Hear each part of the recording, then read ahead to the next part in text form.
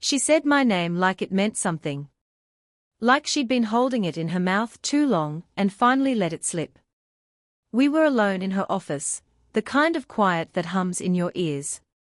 The blinds were half closed, slicing the late afternoon light into soft bars across her desk. I could smell coffee gone cold, paper, and the faint trace of her perfume, something expensive that didn't try too hard. She leaned back in her chair, fingers resting on the edge of a folder she wasn't reading. "You always look like you're waiting for permission," she said, not looking at me. I didn't know what to say. Maybe because she was right. Around her, I didn't know where to put my hands, or my eyes, or my voice. Everything about her felt too deliberate, the way she tucked her hair behind her ear, the way her sentences never rushed, the way silence seemed to obey her. When I first met her, I thought she was cold. Now, I know she was careful. Permission for what? I finally asked. She looked up then, and her gaze hit me straight, steady, a little tired, but curious. "That's for you to decide," she said. The air between us thickened. She turned slightly, crossing one leg over the other. Her heel tapped once against the floor, soft, unhurried. I caught myself watching the movement, then the way her hand brushed her knee, and then the small, almost invisible smile when she noticed me watching. I looked away too quickly. She didn't. The silence that followed wasn't empty. It was full of what neither of us would say. She stood after a while, moving around the desk. Her presence changed the air, like warmth spreading through a cold room. She stopped beside me, close enough that the sleeve of her blouse brushed my arm. My breath betrayed me, shallow, too fast. "Relax," she murmured, though her voice sounded like the opposite of calm. I lied. Her laugh was low, almost private. "You're not," she said. She reached past me to grab a pen from the counter. I could feel the faint heat of her body, smell the trace of her shampoo, clean, citrus, faintly floral. My hand moved without thought, brushing against hers. It wasn't a grab, not even a touch meant for anything, just a mistake. A current that found its way. But she didn't move away. For a second, I forgot every reasonable thing about where I was, who she was, who I was supposed to be. Then she exhaled, slow and deliberate, and stepped back. "You should go," she said softly, still not looking at me. Her tone wasn't cold, just too full. Like if she said anything else, something would spill over. I hesitated, the word "okay" stuck somewhere in my throat. I nodded instead and gathered my things. My pulse was too loud in my ears. When I reached the door, I turned back. She was standing by the window now, one hand resting on the glass, her reflection split by the light. "Why do you call me that?" I asked before I could stop myself. She turned slightly, her expression unreadable. "Call you what?" "Innocent." Her lips curved, just barely. "Because you still believe wanting someone makes you good."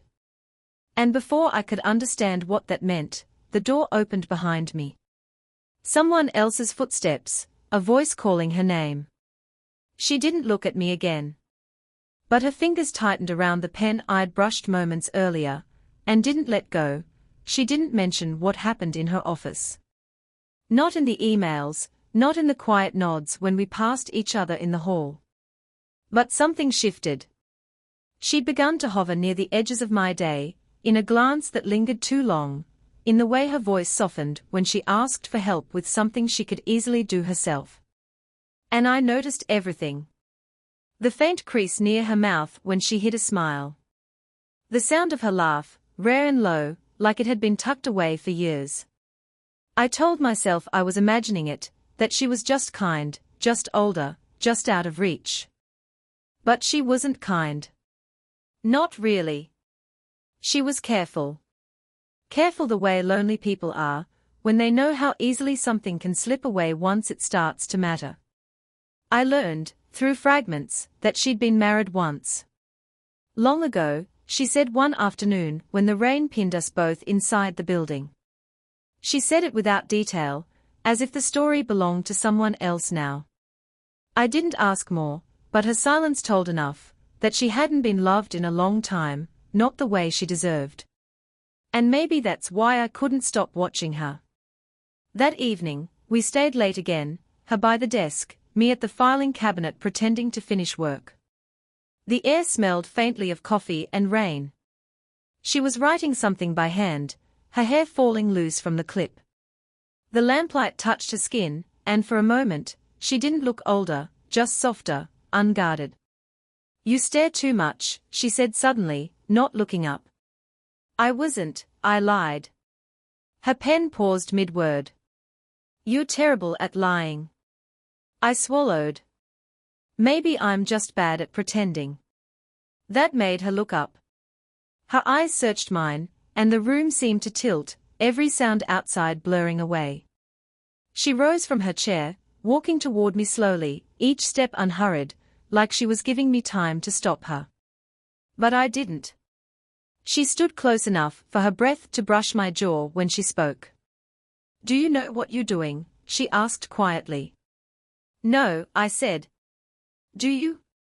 Her lips parted, a half laugh, half sigh, then faded into silence. She reached out, like she meant to adjust my collar, but her fingers lingered at my neck a beat too long. Her touch was light, but it sent a pulse through me that felt like memory, like something I'd been waiting for without knowing it. Then she stepped back, shaking her head faintly, almost to herself. "This isn't." "I know." Neither of us moved. The air between us felt fragile, heavy with what neither could name aloud. Finally, she whispered, "You should go." But this time, when I turned to leave, she stopped me, just a hand brushing my wrist, nothing more. A second, a breath. And when she let go, the warmth stayed. It started with a text that wasn't meant for me. "He's been staying late again. You and your little assistant have quite the routine." It flashed on her screen while she was showing me a document, and for a second, neither of us breathed. Her ex-colleague, maybe, or someone who still thought they knew her well enough to judge. She locked the phone, face unreadable. "People talk," she said quietly. "They always do when they are bored." I wanted to say something to make it lighter, but my chest felt heavy, protective, angry for reasons I didn't have the right to feel. Instead, I said, "Do you care what they say?" Her lips pressed together. "I should," she answered. We didn't talk about it again, but it stayed in the room like static, in every pause, in every almost touch. That evening, the office lights went out early, a power flicker from the storm outside. Only the emergency lamp glowed near her desk, painting the space in warm, trembling gold. She stood by the window, looking out at the rain. I could see her reflection, the small, steady movement of her breath, her hand at her throat. "You shouldn't still be here," she murmured, eyes on the glass. "Neither should you," I said. She turned, and for the first time, she didn't look composed. Her voice dropped lower, almost a whisper. "You don't understand what this could do to me."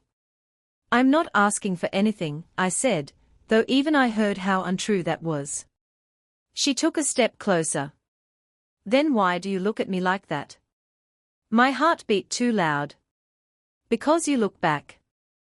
The air cracked, not from the thunder outside, but from everything we hadn't said.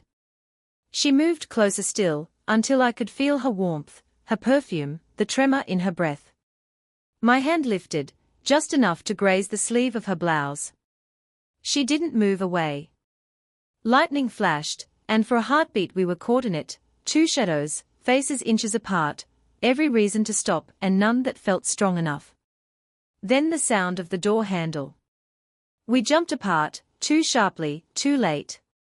The intern, barely 20, wide-eyed, stepped in holding a file.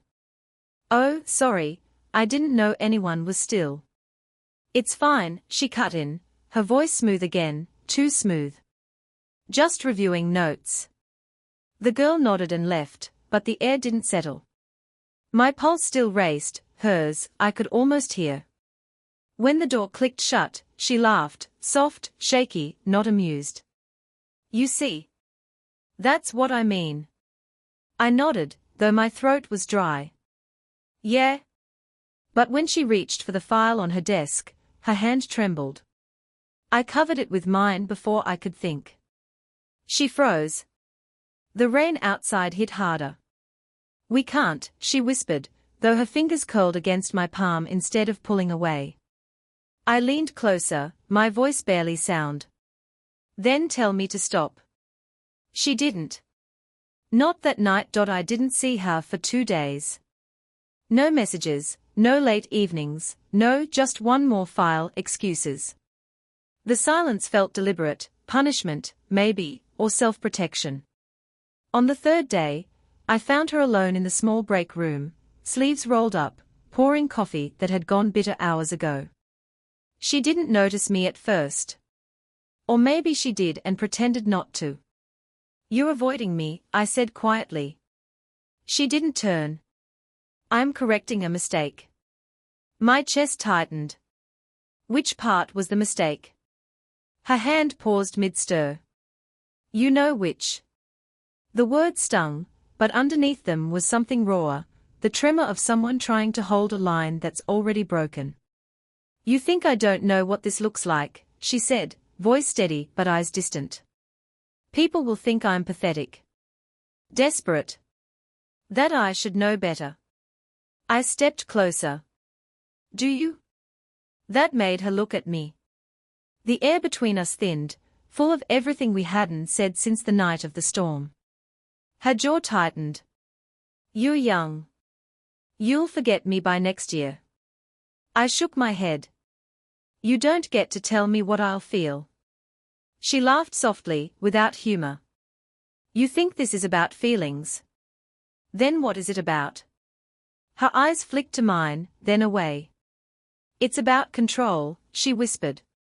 And the moment I stop pretending I have any, this ends badly for both of us. I reached out before I could think, fingers brushing a strand of hair that had fallen near her cheek. She didn't move. Her skin was warm beneath my hand, softer than it had any right to be. You can't keep doing that, she murmured. Doing what? Looking at me like you're the one who's allowed to want. I exhaled shakily. Then stop giving me reasons to. The silence cracked open. She turned toward me, slowly, painfully, until her forehead almost touched my chin. I could feel her breath, unsteady and shallow. You should walk away, she said, but the words brushed against my throat like a plea. I tried. My voice came out rough, too honest. You didn't let me. Her hand came up then, resting on my chest, right over my heartbeat. Just one touch, small, devastating.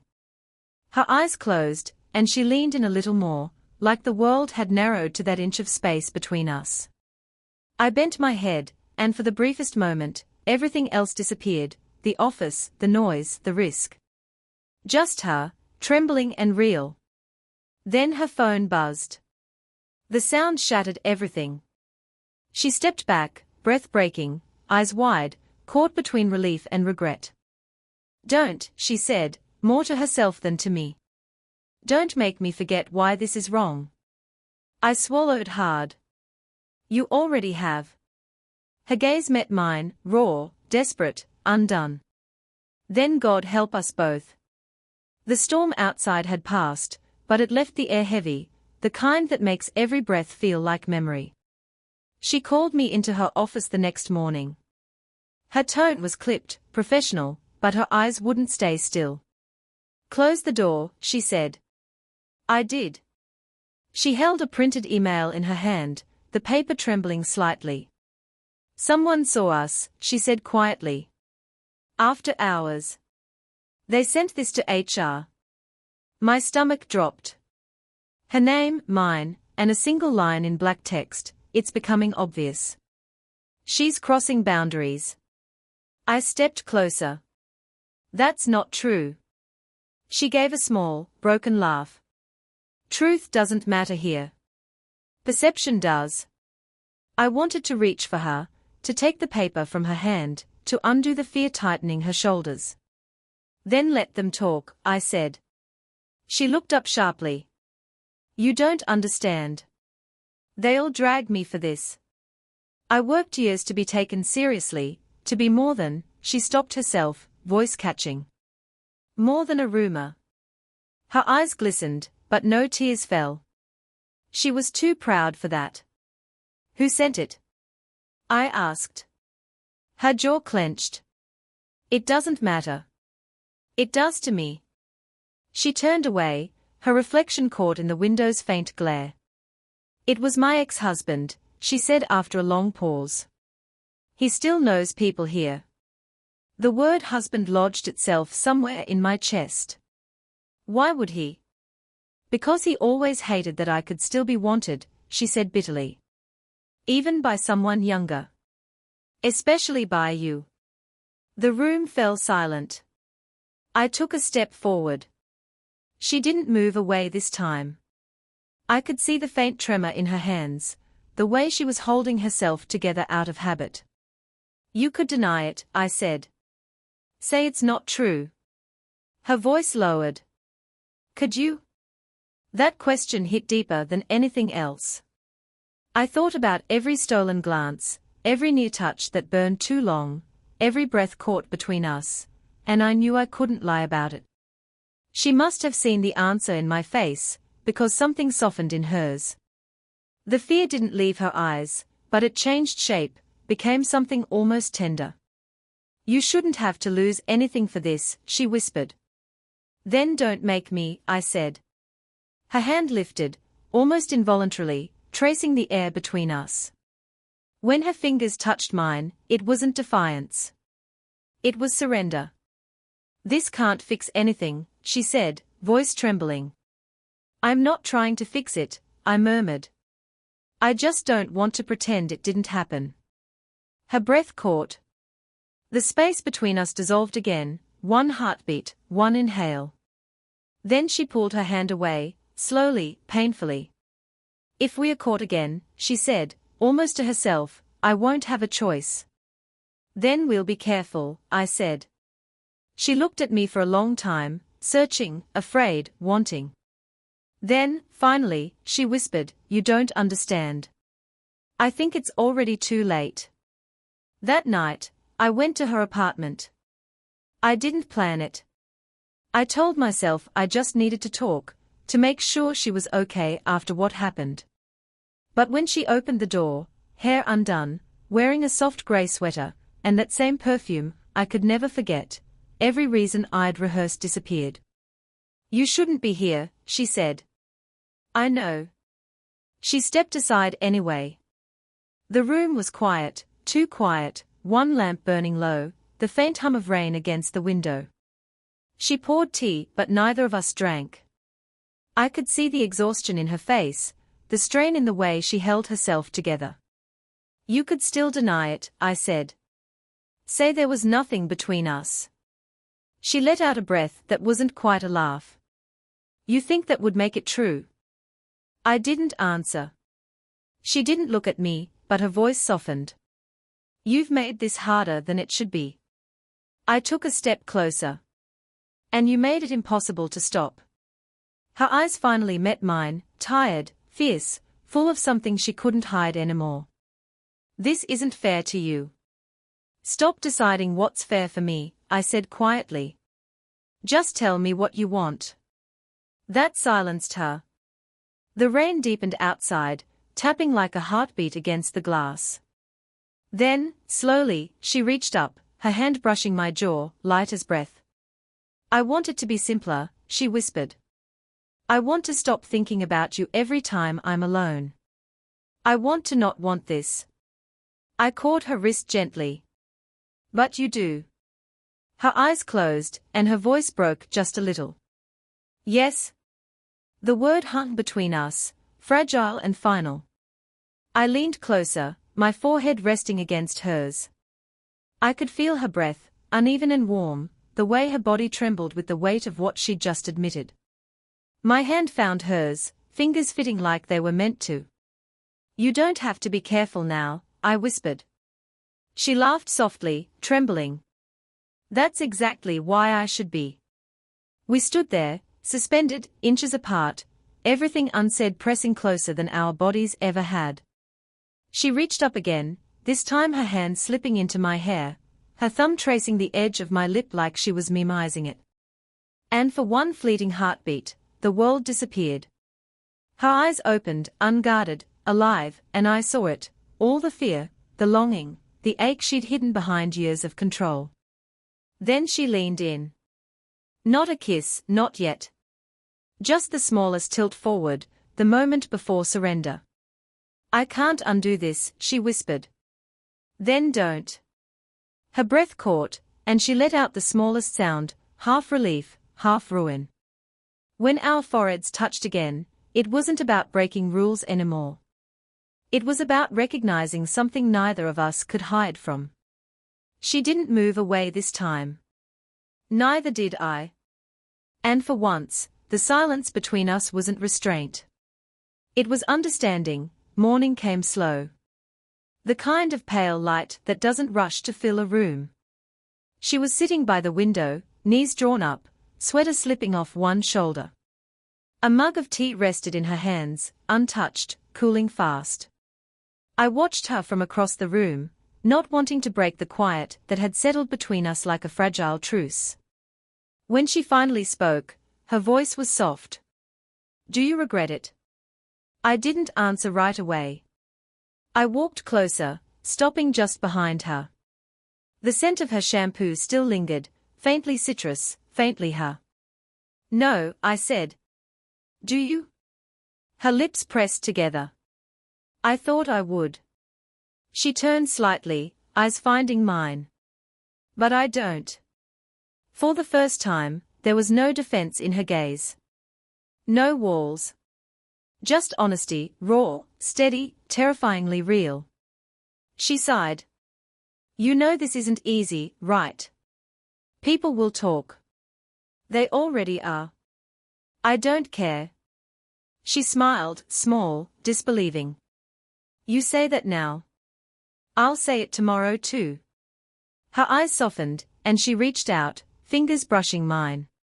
This time, there was no hesitation, no trembling pause. Our hands fit naturally, like they'd been waiting for permission that no one had the right to give. She leaned her head back against my chest, letting out a breath that sounded like relief. You'll make my life complicated, she murmured. Then I'll help you untangle it, I said, my chin resting lightly on her hair. She laughed quietly. You don't know what that means yet. Maybe not. But I want to. We stood like that, her warmth pressed against me, the rain's echo still faint outside, the world feeling smaller, safer somehow. Do you still think I'm innocent? I asked after a while. Her head tilted, her voice low. No, she said.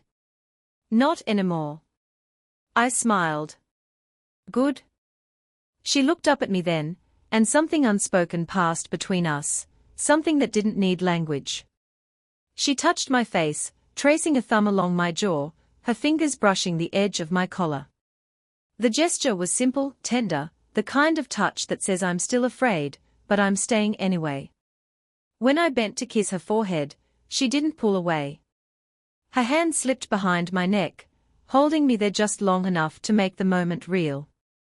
Outside, the world moved on, cars, voices, life, but inside, the quiet stayed.